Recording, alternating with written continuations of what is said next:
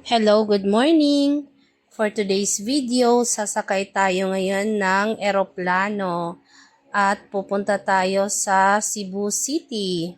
Alam niyo ba guys, kapag nagja-travel ako, ang pinipili kong flight ay yung madaling araw para iwas traffic. Dahil natatakot na po akong maiwanan ng eroplano katulad ng nangyari sa akin dati. So ayun guys, kasi isang beses na akong naiwanan ng eroplano dahil sa sobrang traffic. Kaya tuloy ako na late. Dati ho kasi guys, hindi pa uso yung mga online check-in na yan. Kumbaga, kailangan 2 hours before your flight, dapat nasa airport ka na para makapag-check-in.